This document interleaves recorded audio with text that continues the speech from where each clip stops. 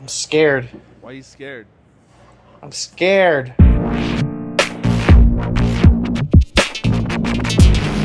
Oh, hey, what are you doing there? You guys been listening this whole time? What are you Lucha Lushes doing in the corner over there? Lucha Lushes. This is obviously a new episode of Top Beer Shot, our new kind of taster program, where you check out a quick beer with us while you wait for the next full episode of Top Beer to come out next week. Mm-hmm. And the reason why I was telling my partner here, Adrian, that I was scared is that I got a beer, a very special beer, for the shot this week. And when I was grabbing the other beers for the full episode, it slid out of the fridge and fell on the ground. So I'm worried that it's still a little Oh shooken up, no. shaken up. And so I'm scared. Luckily, because of the style of beer that it is, I don't have to worry as much about it foaming up and acting crazy. But I'm also still worried and scared that it will. So, Adrian, Yes. what do you have prepared for the shot today? Are you ready for this, Tim? Are you ready? I'm ready. This is from Deschutes Brewery. Have you heard of Deschutes? I have. Deschutes Brewery, based out of beautiful. Does not say in the bottle. Bend, Oregon. From Deschutes Brewing, Tim, I have their Hop Slice Session IPA. Tim, you know how much I like IPAs. It's true. You know how much I like. Tell anyone that you talk to. You know how much I like IPAs. I got this Hop Slice Session IPA, India Pale Ale brewed with Meyer Lemon. Meyer Ooh. Lemon, Tim. What does that mean? This is the kind of lemon.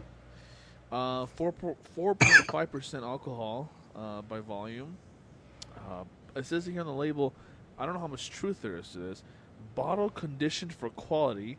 Live yeast added to the bottle allows this beer to age gracefully and stay fresher longer. Keep bottles upright and away from light and heat. And then also says on the label, family and employee owned since 1988. Profile, floral hop notes meets crisp lemon refreshment, Tim. Oh, Jesus. Gosh, that sounds that right there is scary, my friend. Not what you just described. This is scary. Oh, is that so? Just a little bit. I'm gonna open it. Ready for this? I am ready. I am legend. All right. Ooh, I love that little CO2 mist that comes out of it. All right, here we go. I'm gonna pour it. It's got a nice golden color, like a dark gold color. You know, Really? believe it or not, it does. I always used to think that IPAs were like a super, had like a super red. I had to sip on the foam before it overflowed. Sorry. That's okay. That's why you cut yourself off there? I had to, yeah, exactly. I used to think IPAs had more of a red color to them. I don't Okay. know why? I always thought Some of them do, some of them do, right? But not necessarily all of them though. Like this has like a and not dark, as frequently. yeah. This has a dark orangey gold color to it. It's really nice. And just from what I sipped on the foam, I can tell I'm already gonna like this. So let's see the. You didn't used to Oh, be an IPA man. I wasn't. You know, it's an acquired taste. I feel like because when I was And in college, because when you're in college, Tim, you drink all the cheap shit. You drink Bud Light, you drink Coors, you drink Heineken, you drink Corona. You know what I mean? So you're not really used to that sort of hoppiness that comes, the hoppy bitterness that comes with an IPA. It's true. But I feel like once you try a good IPA, then it's just it becomes an acquired taste over time. At least that's how it was for me. You know. You acquired the taste. I did, and I really like IPAs. And this one, let's see, this one has I can in the nose, I can definitely smell the hoppiness, right? Okay. But I can also smell the sort of the citrus, the Citroning. the citrus in the beer. So let's go ahead and give that a first sip, shall we? Let's do it. That's good. Mm. It's like a very refreshing IPA. Like most IPAs, like I don't know how to describe it, but like when you drink an IPA, you can taste the darkness of the IPA. But this one doesn't have that. This definitely feels lighter when I drink it, Okay. and that citrusy lemony flavor really comes in. You know, really complements the hops a lot. Um, and I don't know, it's really good, Tim. I like this. This is really good. This is from Deschutes Brewery. I've never heard of this brewery before. Um, where did you hear about it, by the way? Deschutes? Yeah. Oh, geez, I don't know. Well, an anecdote is I remember drinking a Deschutes Chainbreaker with you at that Irish pub that we went to in downtown Los Angeles. Oh, is that what you That had? was before you even knew about beer stuff, though, really. Yeah, and was that the Irish pub? Did we have food there too? I believe we did, didn't we? I believe we did, yeah. It was right downtown LA, right? Yeah, and there was that girl doing the painting on the walls. Yeah, yeah, yeah. And it was sort of like at the garden level, like it wasn't street level. No, it was yeah, garden level is the street level, isn't it? It was a is that right or You something? kind of walk down a little bit. It's Yeah, not. it was a dive. It was underground. Yeah, I remember that place. I don't know you had this beer there though. Is that what garden level means? Mm. Well, for example, my apartment is garden level because it's not at street level. Like you have to walk down steps to get inside. It's not like really underground, but it's not like Got it. Okay. yeah. They call it garden level, and Yeah. I know That that for place. a fact because I went to a fire the other day for work, and the firefighter was like, "Yeah, the fire started at the garden level because his house has a garden level, which just means that it's kind of underground, but it's not underground. It's just not at street level. It's like this Gotcha. weird in between, you know." Interesting. I remember we went to that. I remember we went to that place downtown. We had some good burgers there. I remember that's some really good food there. It was like a gastro pub, right? Yeah, well, kind of, but yeah. Yeah. You told me a story there. I won't say it on the show, but I remember you told me a very interesting story. Well, what was it? Now everybody needs to know. We can cut this out if you want, but you told me about the first time you tried meth. Oh yeah, no, that's fine. Not probably not the first time. I was Well, just telling you a story about meth in general. yeah, that's what you were telling me. Okay. Because you'd never talked about it before. I don't know if that's true that I never talked about it. Well, you mentioned it, but you never went into details. What I'm saying. Gotcha. That makes more sense. This is Okay. really good, Tim. Is it? This is like because I drink IPAs mostly during the winter, especially because it's a darker beer, Right, right. slightly. But this is like the perfect IPA to drink during the summer, you know. Yeah, I mean, IPAs don't necessarily have to be darker. They can be heavier, though. So, That's what it is. okay. So, did you do your scores? Uh, you're gonna be impressed by this, Tim. Ooh. This beer has a 77 overall score with a 60 score for the style. That's not That's bad. pretty good. That's pretty not good. bad. Mm. Not bad at all. What do you All got right. for us? What do you got for us today, though? Like I said, I got something special. What do you got? Let me just get prepared here, Oh, just in case something bad happens. have you played Pokemon Go yet? By the way, No. you really should. Yeah, I probably should, but I won't. Just kidding. Pokemon Go is like so last week. This is so funny. It's like slowly foaming out because of it falling down, but because of the beer that I got, it actually like didn't become an issue. So there's just like this little foam tower stick. I got to take a picture of this, I think. It didn't explode in your hands when you opened No, it. it just slowly foam just slowly kind of popped up out of the beer, Nice. but like not in any way like over foamed. That's good. You don't want. See, I used to remember how I used to like Guinness like a lot. Like I would drink Guinness all the freaking time. Yeah. But you go to a bar and you order Guinness, and you have to wait 5 minutes for the bartender to give it to you because he has to wait for the foam to go down. I always hated that about Guinness. If they're good, it doesn't take that long. Every, I've seen him pour it and it was pretty quick.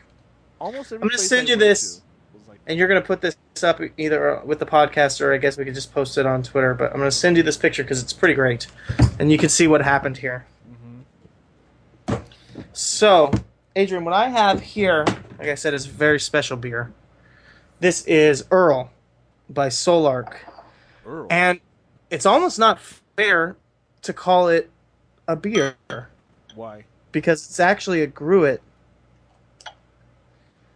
And Earl, as the description reads, Earl is a smooth mashup of classic English tea, local herbs, and a rich monastery-style yeast. We've partnered with our nearby neighborhood at Art of Tea to bring you a unique bouquet of bergamot rind, piney pine needles, creamy malts, and citrusy flowers. So this is actually a gruit style, which means that they don't use hops and they don't use like barleys and stuff. They use different like flora and different herbs to make the beer, different Mm. spices. This is the old style before everybody knew that what you made beer out of was just hops and barley and yeast and wheat.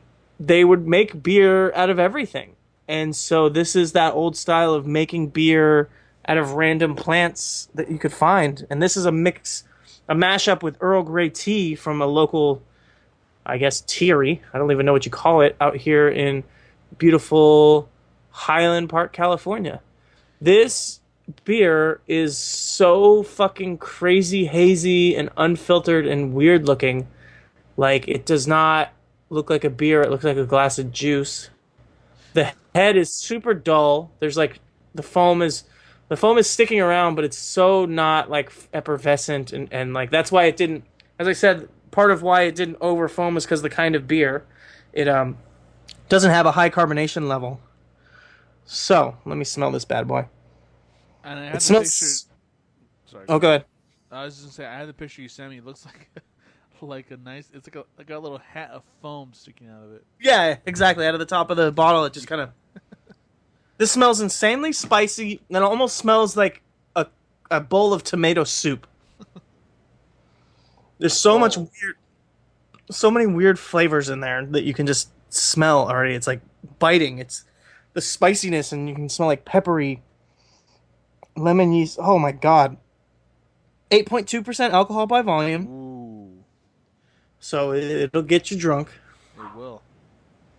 Good God, the scent is just too much. You could even the Earl Grey is coming through a little bit. I gotta taste this. How would you describe the scent? Like I said, it's like spicy, peppery. Like I said, there's the botanicals and herbs. There's like peppermint, and it also, like I said, smells like tomatoes Mm. Okay. That's or like a tomato soup with basil in it or something. that's definitely that's definitely different.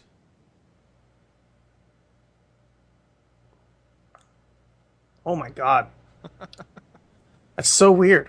Why is that?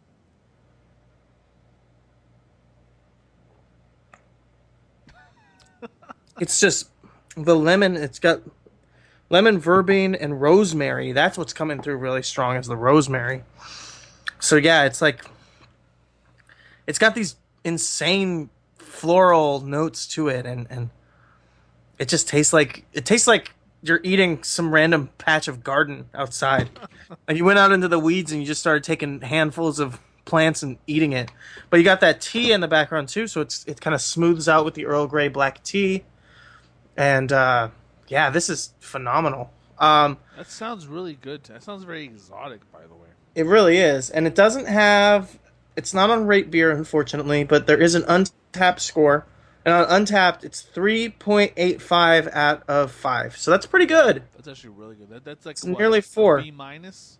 Yeah, it's nearly 4 out of 5, which would be essentially what 8 out of 10, which would be 80%. So it would be like an 80. Wow. Yeah, it's pretty good. Pretty good stuff. I definitely like it. Definitely weird. Definitely out there style. Maybe not for everybody, but once again, it's not going to kill you guys. Go out there and try these weird beers. You might find out that you like them. Keep beers weird, right? Exactly. Can And we speaking just of, make drinking great again, Tim? I wish that we could. God damn it, America. We need American exceptionalism, and we need great beers. You know, if Or I everybody guess just drank beer together, there would be no wars. There would be no need for Republican versus Democrat, you know? There would be no need for liberals versus conservatives, you know? more like conservatives. Am I right? No, I'm just kidding, guys. I'm just kidding. Um, Hey, but no, I think if I you went on their website really quick while you were talking, okay. and the founders they look like you and me, Tim. One guy has like long hair and a beard and glasses. That's you. The other guy has short hair, beard, and glasses. That's me. And like those guys should start a brewery. You know what I mean? We should start a brewery. You know what I'm saying? We should. You're right. I don't know what we'd call it though. What would we call it? Lucha Undead Brewery. Lucha Undead Brewery. Okay. All right, guys. Well, we got another episode coming out next week where we're going to talk about kind of the grandfather of weird beers, and we get into it, and we never really didn't even notice it. Just kind of happened that we got into it. But we're going to talk about, I don't know, Adrian, do we give away right now, or do we just tease the guests? So next week, our beer style for a full episode of Top Beer is going to be like I said, the grandfather of weird beers. Probably the first weird beer that then led to a lot of other styles underneath it. Yeah, you'll see. You'll see. You guys are going to enjoy it. You'll tune in Monday or Tuesday. Yeah, or Wednesday. And you'll get to see what beers we tried. So, yeah. All right. Follow us on Twitter. Follow us on Twitter @Lucha Dead. All right. Bye.